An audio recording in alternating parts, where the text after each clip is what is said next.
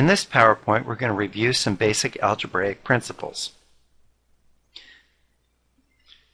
So algebra gives us a way to solve for an unknown quantity, and that unknown can be solved for in terms of one or more known quantities.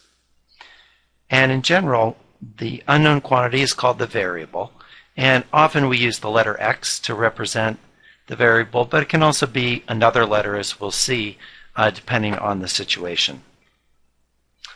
There are really a few key rules that you want to keep in mind when you're solving algebraic equations, and I want to go over those rules with you, and then we'll just go through some different examples so I can show you how they work.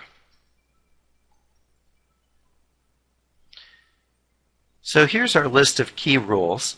The first thing that you want to do when you're solving an algebraic equation is, if there are any parentheses, you want to get rid of those first, and you do that by distributing, and I'll show you how that works.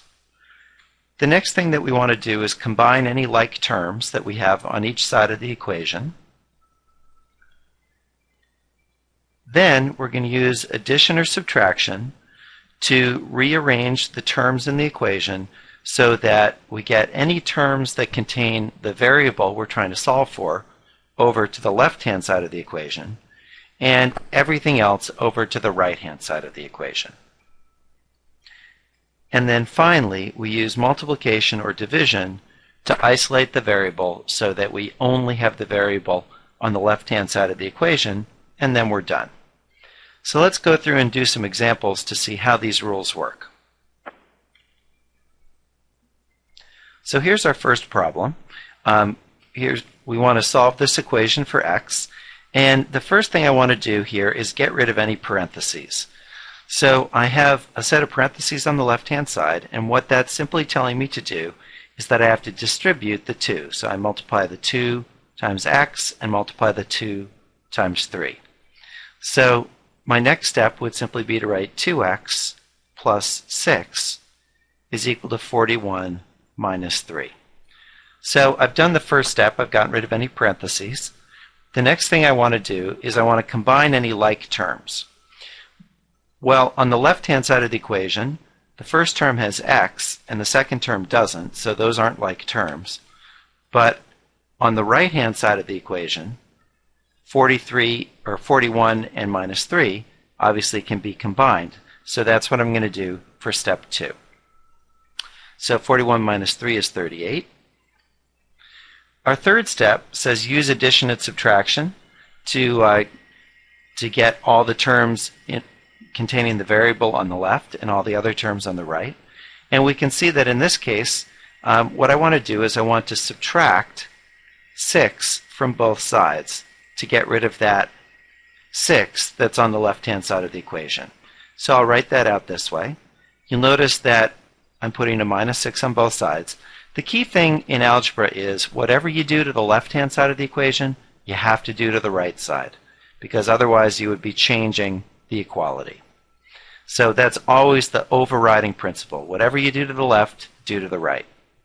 So on the left-hand side now, I simply get 2x, and on the right-hand side, I get 32. And then my last step says use multiplication or division to isolate the variable. Well, in this case, I see that what I want to do is I want to divide both sides of the equation by 2. And again, you'll notice that underlying fundamental rule, whatever you do to the left-hand side, do to the right. So on the left-hand side, the 2's cancel out, and I just get x. And on the right-hand side, 32 divided by 2 is 16, and that's the answer.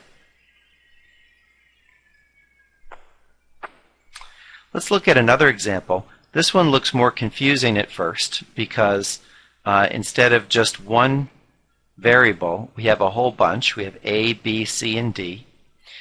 But what the problem is asking us to do is simply solve for A, and it could even say in terms of B, C, and D. In other words, we can't do anything with those. We just have to keep them. So first thing to notice, no parentheses, so I don't have to worry about that step. The second step, combining like terms. These are not like terms because one has an A in it and one has a B. So there's no combining of like terms to do. So the next step is to use addition and subtraction to isolate the terms involving the variable on the left. And so what I'm going to do is I need to add 2b to both sides of the equation, because I want to get rid of everything other than terms that have a in them on the left. So minus 2b plus 2b, those terms cancel out, and I get 3a is equal to 4cd plus 2b. And again, I can't do anything else with those terms on the right because they're not like terms. I just leave them like that. And then the final step is I want to divide both sides of this equation by 3 so I can isolate the a. And so just do that. And notice again, we've got to divide that entire right side by 3. So my 3's cancel out here, and I'm left with an answer that a is equal to 4cd plus 2b, all divided by 3. Okay? And that would be my answer. So you'll notice it's not really more complicated, even though we have all those letters in there. We just follow the same rules. Let's look at another example. Again, this one just has a bunch of letters in it. It says solve for x, and I have BD is equal to XY. One of the things that I want to remind you of with algebra is it's always okay to swap both sides of the equation. So in this case, I'm going to first just rewrite that as XY is equal to BD. Okay, so it's always okay to just entirely swap both sides. Now, there are no like terms to combine, there are no parentheses, and I don't need to use addition and subtraction here because I already have only one term on the left which has x in it, and only one term on the right which doesn't have x in it. So I'm already done with that third step. And at this point then, all I need to do is divide both sides of the equation by y to isolate for x. And so on the left-hand side, the y's cancel out, and I'm left with x is equal to BD over y. And that's my answer. Let's look at one more example, and this one again is going to be a good fraction review for us. So I've got 3/4 x plus 2/3 is equal to 4/5 plus 1/10. And if we go through the steps that I've outlined, we don't have any parentheses to get rid of, so we can skip that step. The next step, combine any like terms. Well, on the left-hand side, one term has an x and the other doesn't, so those aren't like terms. But on the right-hand side, I can clearly combine 4/5 and 1/10. So just to remind you, the first thing I'm going to have to do is find a common denominator. And in this case, I could multiply 5 times 10 to get 50, but in this case, I can also just see that because 4/5, if I multiply the top by 2 and the bottom by 2, that's going to turn that into 8/10, and that's going to allow me to combine it with 1/10. So let me just go through and write that out. So I have 8 over 10 plus 1/10, and if we add those two together now, we get 9/10. And I didn't write it down in those steps, but the left-hand side of the equation hasn't changed yet. Okay, so we haven't done anything yet with the left-hand side. Okay, so we've finished step 2. We've combined like terms. The next thing that we've got to do is to use addition or subtraction so that we just have x on the left-hand side. And you'll notice that what I need to do is subtract 2/3 from each side. So I have 3/4 x plus 2/3. Then I want to subtract 2/3. And that's equal to 9 over 10 minus 2/3. So on the left-hand side, the 2/3 go away. Let me go to another slide here, and I'll just write down where we are. 3/4 x is equal to 9/10 minus 2/3. And again, now I've just got to do a fraction subtraction on the right-hand side. So let me just go through that. I'm going to go through and find a common denominator. And I'm just going to multiply 3 times 10 for 30.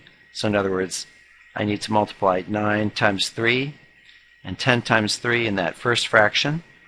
I've got to multiply 2 times 10 and 3 times 10 in that second fraction. So 3 times 9 is 27. So I have 27 over 30 minus 20 over 30. And so the right-hand side there becomes 7 over 30. Now the left-hand side, again, nothing's changed yet. So I have 3x over 4. And now the next thing I'm going to do is I'm going to multiply both sides of this equation by 4. So I have 4 times 3x over 4 is equal to 7 over 30 times 4. And again, that most important rule, whatever you do to one side, you do to the other. So the 4's cancel out here on the left, and I end up with 3x is equal to 7 times 4, which is 28 over 30. And now what I need to do is simply divide both sides of that equation by 3.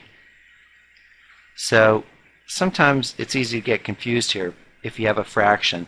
The thing is, you just make sure the 3 goes down on the bottom. So that's going to be 30 times 3 in the denominator. So on the left-hand side, the 3's cancel out, and x is equal to 28 over 90. And I can simplify that a little bit, because 2 times 14 is 28, and 2 times 45 is 90. So those 2's will cancel out.